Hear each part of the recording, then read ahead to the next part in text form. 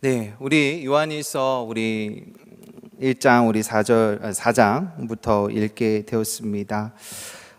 특별히 이 시대 속에 이 사랑이라는 단어가 참 쓰기 어려운 것 같습니다. 어떻게 보면 남용이요, 또 어떻게 보면 너무 흔해서 그 참된 사랑의 의미가 많이 희미해진 시대 속에 또 우리가 살아가고 있고, 그 참된 사랑이 또 무엇인지를 또 잘 몰라서 방황하는 또 시대인 것 같습니다. 특별히 우리는 이 하나님 안에 여러 가지 그 속성 중 하나가 가장 핵심인 이 사랑의 이야기가 오늘 이 하나님의 말씀을 통하여서 어떻게 우리들에게 이야기되는지 좀 함께 바라보면서 그 사랑이 우리 안에서 온전히 회복되는 귀한 은혜의 시간이 되기를 간절히 원합니다. 또 그로 인하여서 이 성인이 되면 사랑을 모르는 사람은 없지만 사랑을 정의하는 사람은 거의 없다고 합니다. 또 그 사랑을 정의하는 것이 매우 어렵다고 합니다. 일반적으로 그 좋아하고 아끼는 마음을 말하고 있지만 그 사랑의 이론보다는 행동이 뒤따라야 하기 때문이라는 것이죠. 말이 아니라 정말 그것이 보여지고 느껴져야 된다라는 것을 이야기하고 있습니다. 그래서 성경은 그 사랑의 속성을 나열하는 것으로 그 사랑을 정의하고 있습니다. 특별히 이 무조건적인 사랑, 아가페적인 것을 이야기하고 있죠. 참 그렇지만 우리가 이 조건 없는 무조건적인 이 사랑, 이 아가페의 출발은 오직 예수 그리스도 안에 있음을 우리는 성경이 이야기하고 있다라는 사실입니다. 오늘 특별히 이 요한일서, 이 요한이 이 사랑에 대해서 계속해서 이야기하고 있습니다. 그러면서 사랑만이 세상과 교회가 구별될 수 있는 가장 중심의 축을 이야기하고 있습니다. 그래서 우리가 잘 알고 있듯이 이 사랑의 교회, 우리 교회, 우리나라에서 제일 큰 교회죠. 거기에 표어가 뭐죠? 하나님은 사랑이시다라는 표어가 있습니다. 그만큼 이 하나님의 사랑에 대해서 참 어렵고 그것이 온전히 그들에게 경험되어지고 그들에게 들려진다라는 것은 매우 어렵습니다. 우리는 이 시대 속에 그 사랑이 이 교회의 본질이요 세상과 구별됨을 이야기하고 있습니다. 특별히 우리가 담임 목사님께서 정말 2022년도 우리 코로나를 돌파하면서 정말 이제 해제가 곧 얼마 남지 않았는데 어떻게 하면 이 교회가 힘있게 나갈 것인가 했을 때 우리가 전도로 정말 그것을 돌파하기를 기도하시고 기도로 우리에게 선포하셨습니다. 그래서 교육부 안에서도 정말 우리도 총동원 전도주의를 해야겠다 그래가지고 특별히 저희 청소년부도 이 총동원 전도주의를 맞이하여서 이 친구 초청 잔치를 준비했습니다. 계획한 건 아니었지만 특별히 이 주제를 선정해야 되는데 그 주제를 선정함에 있어서 정말 고민이 많았는데 우연치 않게 이런 찬양의 고백이 있었습니다. 그 찬양을 듣게 되었는데 그 제목이 하나님이 너를 엄청 사랑하신대. 그냥 사랑하신대가 아니라 엄청이라는 이 단어 한마디가 들어가는 순간 갑자기 임팩트가 훨씬 더 크다는 사실을 확 다가왔습니다.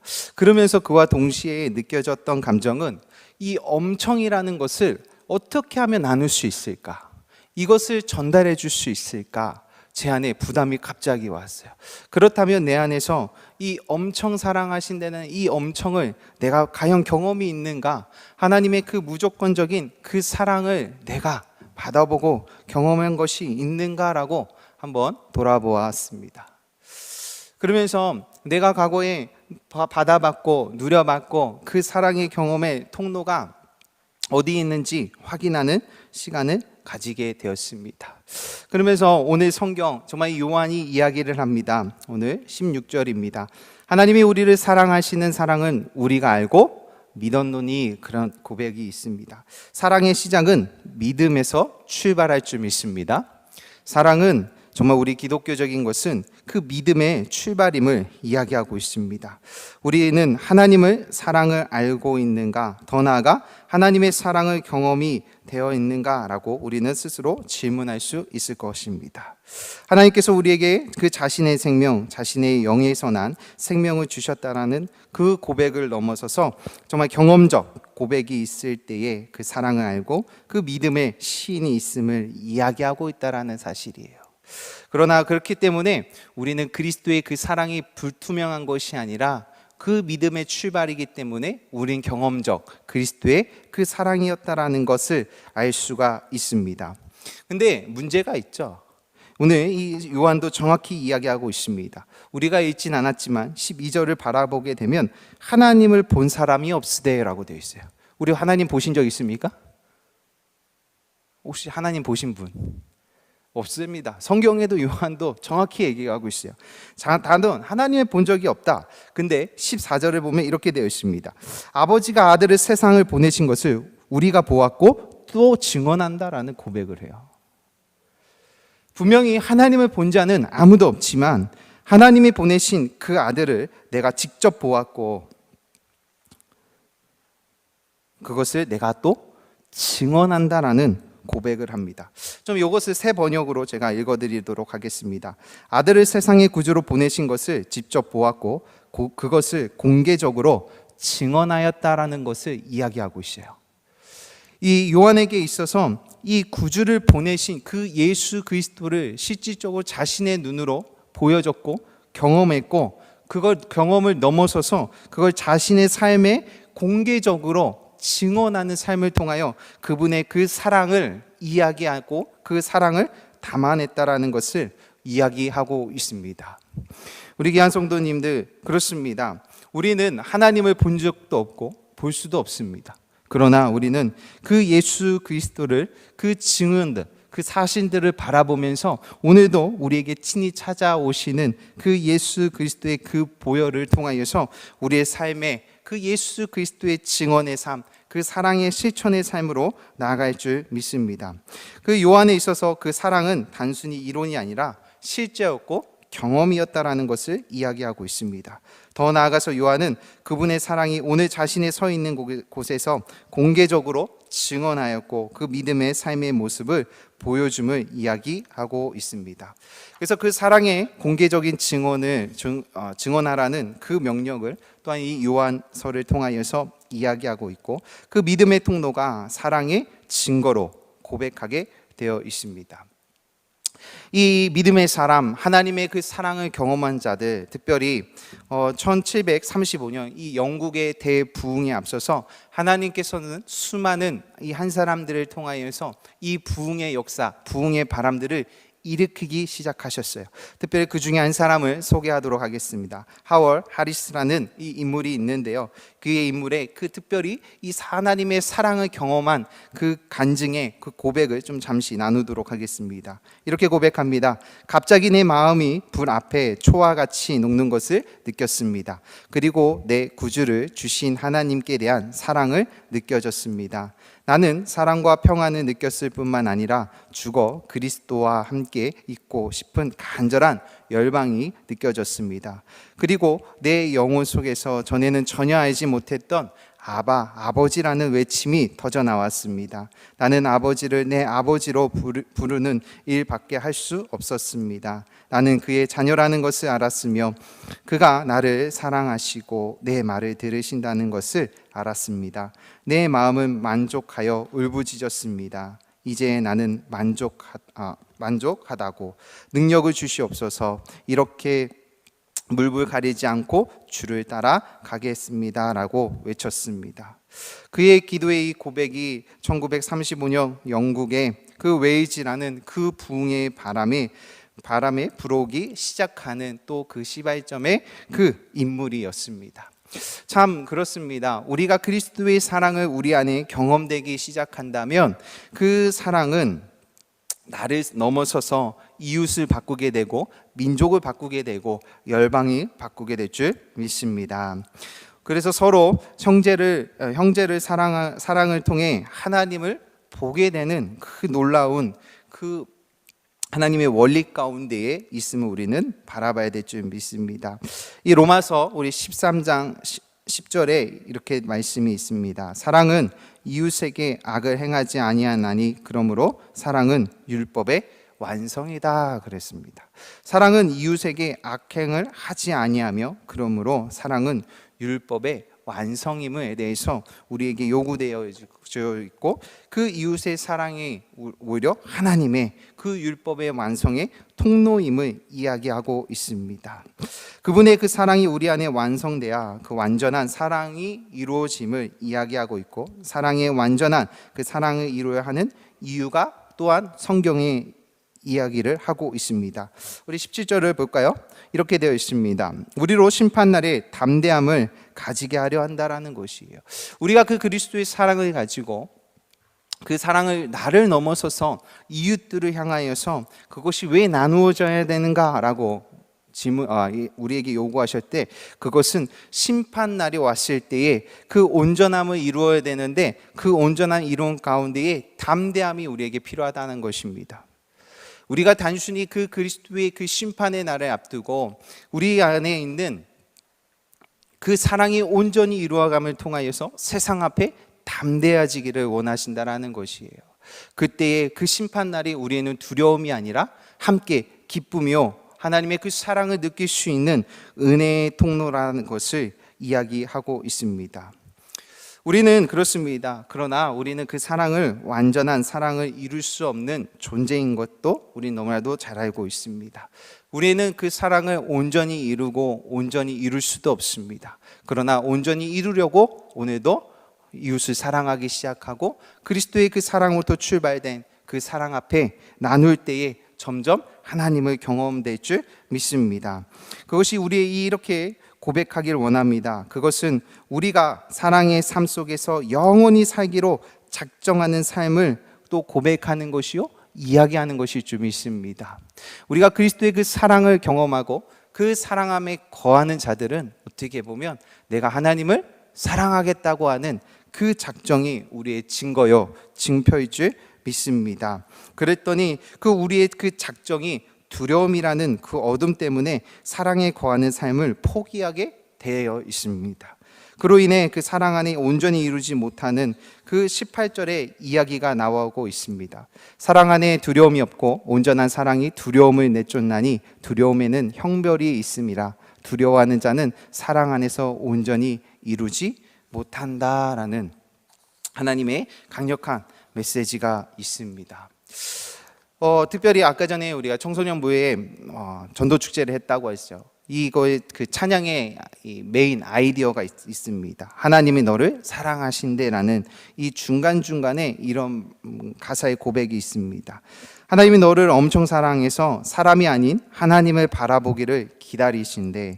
하나님이 너를 엄청 사랑해서 지금 내 눈앞에 어둠 속에 그저 두지 않으실 거래. 하나님이 너를 엄청 사랑해서 너의 삶을 허락하시고 이 땅에 태어나게 하셨대. 하나님이 너를 엄청 사랑하신데 마지막에 이렇게 고백합니다. 하나님이 항상 너를 사랑할 거래. 그분의 그 작정이 오늘도 우리가 그리스도의 그 삶으로 살아가겠다는 그 작정의 고백이 있을 줄 믿습니다. 그 사랑은 하나님의 작정을 볼 때에 우리는 그 안에 능력이 있을 수 있습니다. 두려움 없이 그 사랑의 경험을 가진 자가 그 사랑의 능력을 가지고 세상을 변화시키고 세상 앞에 두려움 없이 그리스도의 참된 이야기를 또 이 시대의 변화의 주역이며 부흥의 세대가 될 줄 믿습니다. 이 사랑의 출발이 하나님 안에서 있기에 주님의 이름으로 축원합니다. 우리가 연약하기 때문에 사랑을 많이 오해합니다. 특별히 이 사랑에 있어서 이 출발이 인본주의적 출발이 너무나도 많습니다. 이것이 사람이 기준되어서 사람이 원하는 대로 사랑받기를 원하고 사랑을 그렇게 표현해 주기를 원합니다.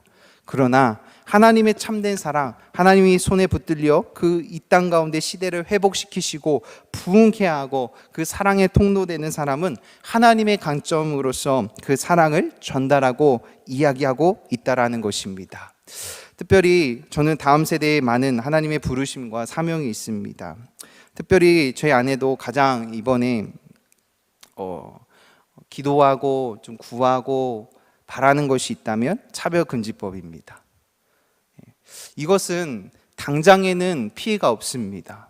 당장에는 우리에게 삶에 있어서 그렇게 큰 어려움이 없습니다. 그렇게 아픔으로 찾아오지 않을 것입니다. 근데 이 법인 과연 10년 뒤에 이 다음 세대들에게는 치명적입니다. 이 아이들이 그 법안의 가르침을 받기 시작하면 10년 뒤에는요, 걷잡을 수가 없어요. 이 자리에 앉아있는 우리 성도님들, 손자, 손녀들이 10년 뒤에는 다른 아이가 되어 있을 것이고, 다른 가치관이 되어 있을 것이고, 다른 사랑을 이야기할 것입니다. 하나님의 귀한 이 사랑을 이야기하는 것이 아니라 세상을 가리키고 인본주의적 인간으로부터 출발된 그 사랑을 이야기할 것입니다. 그때서야 내가 왜 오늘 이 시간에 이것을 왜 인지하지 못했는가 라고 후회할 수도 있습니다. 특별히 이 다음 세대들에게 우리가 가르쳐줘야 되고 우리가 지켜야 될 것이고 또한 우리가 그리스도의 그 사랑을 넘어서서 이웃을 사랑하는 그 개념은 하나님께로부터 출발된 그 사랑이 온전히 이 열방, 우리 이 민족을 변화시키고 지켜야 될 줄 믿습니다. 하나님의 말씀은요, 하나님은 이 땅에 환경이나 인간을 보존하시기를 원하세요. 하나님이 만들어 놓은 그 형상대로 보존되어지고 지켜지기를 원합니다. 그러나 많은 악한 영들은 이 보존이 싫어요. 어떻게 하면 이 하나님의 자녀들이 하나님의 품을 떠나고 이 자연이 망가지고 인간이 망가지기를 간절히 원하고 있는 것이죠. 그래서 얼마나 교묘하고 간교한지, 그리고 그 말이 너무나도 좋습니다. 왜요? 인간 중심적으로 출발하기 때문이에요. 그 한 사람의 출발입니다. 대그룹을 보지 않습니다. 그로 인해서 우리 민족, 정말 우리는 하나님으로부터 그 사랑을 내가 먼저 경험이 된다 그러면 그 사랑이 반드시 이웃을 넘어서서 이 민족을 또 이 열방을 향하여서 달려갈 줄 믿습니다. 그래서 우리는 어떻게 보면 하나님의 그 사랑을 고백하고, 정말 오늘 이 웨이즈가 고백한 것처럼 아버지라는 그 부를 수 있는 그 은혜가 내 입술 가운데에 고백되어지고 터져 나와야 됩니다. 그래야 세상 앞에 두려워하지 않고 하나님의 그 사랑을 증거하여 하나님의 그 사랑을 그들에게 나눠줄 수 있습니다. 우리가 이 시대 속에서 그래요, 사랑이 메말랐어요. 우리 귀한 성도님들도 이 사랑이 메말라서 도저히 세상을 향하여서 사랑을 줄 수가 없어요. 받아본 것이 없으니 줄 수 있는 게 없는 것이 당연한 영적인 원리입니다. 제가 한번 고백한 적이 있습니다. 저도 전도사 때 참 많이 섬김을 받아봤고 섬겼다고 생각을 했습니다. 그리고 나서 첫 번째 사역지 가서 전도사가 되는 이 타이틀을 얻었는데 그 교회가 이 섬김의 사역을 하더라고요. 근데 한번 전도사님 한번 섬겨보세요, 섬김을 받아보세요 라고 하는데 갑자기 자존심이 되게 상하더라고요. 나 나름대로 전도사고 내가 나름대로 하나님의 은혜와 사랑을 받은 사람인데 내가 오히려 섬기면 섬기지 왜 나한테 섬김을 받으라고 요구하지? 이렇게 제 안에 이렇게 딱 왔어요. 그래서 마음이 항상 불편했습니다. 근데 또 그때 담임 목사님께서 이렇게 얘기하시더라고요. 섬김을 받아봐야 섬길 줄 안다고. 그러니까 섬김을 한번 받아보라고. 그래도 교만했죠. 나 나름대로 섬김을 받아봤고 섬겨봤다 이랬지만 또 담임 목사님 말씀이시니까 제가 충성하는 마음으로 기쁘진 않지만 순종했습니다. 한 주 지나고 두 번째 지나고 여전히 마음이 불편했습니다. 나는 잘 섬기는데 내가 섬기면 이렇게 안 섬길 텐데 그 마음이 내 안에 폭풍같이 있었습니다. 근데 3주가 지나고 4주가 지나는데요, 섬김이 무엇인지를 경험하기 시작했어요. 그 섬김의 깊이가 어디에 있는지를 경험하게 되었고, 그 섬김의 그 자세를 바라보면서 그리스도의 사랑이 무엇인지를 권사님을 통해서 제가 막 느껴지기 시작했어요. 그러면서 내 자신이 얼마나 교만했고, 내가 하나님 앞에 이 사랑이 얼마나 없는지를 처절하게 깨닫는 시간이 되었습니다. 그로 인하여서 내가 정말 한 영혼을 섬기고 한 영혼 앞에 그 하나님이 엄청 사랑하신데 그 엄청이라는 그 단어 앞에 어떻게 하면 내가 온전함으로 그들을 향하여서 섬길 것인가, 줄 것인가에 대해서 항상 고민을 많이 했어요. 그래서 최선을 다해서 그들을 향하여서 그 엄청이라는 그 사실을 전달해주고 싶은 욕구가 항상 있습니다. 우리가 귀한 성도님들 그렇습니다. 우리가 그 하나님의 그 사랑을 엄청 받은 자는요, 견딜 수가 없습니다. 그 사랑을 어떻게 하면 우리 이웃들에게 또한 이 민족에게 전달해 줄 수 있을까 기도하고 있습니다. 기도로 멈추는 것이 아니라 그것의 삶으로 이어지고 삶으로 고백되어지는 것입니다. 그때에 우리 안에 이 두려움이 사라지고 하나님의 그 사랑 안에서 온전히 이루어져 가는 귀한 통로가 될 줄 믿습니다. 그래서 우리의 능력의 힘이 무엇이냐? 19절을 보면 우리가 사랑하면 그가 먼저 우리를 사랑하셨습니다 라는 고백이 있어요. 그분의 그 사랑이 먼저 와 주심이 우리에게 그 위로요, 그 힘일 줄 믿습니다. 참 그렇습니다. 우리 아이들이 우리 지안이가 이렇게 아플 때에 참 그런 고백을 제가 한 적이 있습니다. 부모로서 해줄 수 있는 게 하나도 없더라고요. 근데 딱 기도하는 것은 하나였어요. 하나님, 이 아픔이 저에게 와주시옵소서. 제가 대신 아프겠습니다. 근데 아픔이 안 오더라고요. 근데 기도는 그렇게 돼요. 그러니까 부모라면 참 그렇게 기도하지 않습니까? 내 자녀가 아파하고 있으면, 고통 속에 있으면 그 아픔을 오히려 내게 달라고, 그리고 그것이 나를 통하여서 나는 그 아픔을 이겨낼 만한 능력이 있고 힘이 있기 때문에 이 연약한 자가 보호받게 하여 주시고 그 아픔이 나에게 전달되다라고 기도할 줄 믿습니다. 하나님의 그 사랑을 경험한 자들은요, 그 다른 사람의 아픔, 그 연약한 자들의 아픔을 끌어안는 것입니다. 그들이 모를 수 있습니다. 그 하나님의 참된 사랑을 잘 모를 수 있습니다. 그럼에도 불구하고 끌어안는 것이죠. 그래서 그것이 나의 아픔이요, 나의 눈물이 되고 나의 기도가 될 줄 믿습니다. 우리가 이 시대 속에서 왜 능력이 없는가, 우리 교회가 왜 이렇게 힘이 없는가 했을 때 어떻게 보면 그 사랑의 능력이 없다라는 것입니다. 세상을 끌어안고 그들의 아픔을 우리의 아픔으로 갖고 오지 않는 것이기 때문입니다. 우리가 이 특별히 세상이 많이 아파하고 있어요. 하나님을 떠나서 그 자신의 중심적으로 살아가는 이 시대 속에 방황하고 그 영혼의 아픔들이 있는데 우리는 그들의 아픔을 가까이 하지 않고 있다는 사실을 바라보고 있습니다. 그들이 나타나는 그 현상만 바라보며 정죄했고 그들이 올바르지 않는 것에 대해서 이야기했습니다. 그러나 그 안에 내면 깊이 들어가서 그들도 동일하게 하나님의 사랑을 받고 싶었고 그 하나님의 사랑을 느끼고 싶었던 것이었죠. 근데 그것을 느껴줄 통로가 없었던 것이죠. 우리가 이 시대에 우리 교회가 그 하나님의 사랑을 전달해 줄 수 있는 하나의 통로가 되었으면 참 좋겠습니다. 그 하나님의 사랑에 갈망하고 그 사랑을 기다리는 자들에게 우리가 먼저 다가가고 그들의 아픔이 우리의 아픔이 되고 나의 아픔이 되는 은혜의 시간이 되기를 주의 이름으로 축원합니다. 그로 인하여서 우리에게 주어진 이 시대의 변화, 또 이 부흥의 이 주역들이 또 우리 한 사람 한 사람이 되었으면 참 좋겠습니다. 그로 인하여 우리 송천교회 모든 공동체가 그리스도의 사랑으로 풍성할 때에 바로 이곳이 천국일 줄 믿습니다. 그것이 누구나 어떤 영혼들이 와도 치유받고 어떤 영혼들이 와도 이곳에서 아픔이 해결받고 어떤 영혼들이 이곳에 와도 기쁨이 충만한 공동체, 우리가 서로를 돌아보고 서로를 이해하고 서로를 배려하고 그 중심이 나에게 있는 것이 아니라 하나님께 내 시선과 마음이 옮겨졌을 때 온전히 이루어질 줄 믿습니다. 그래서 우리는 온전히 하나님을 온전히 알아가고 힘써 주를 예배하기를 간절히 원합니다.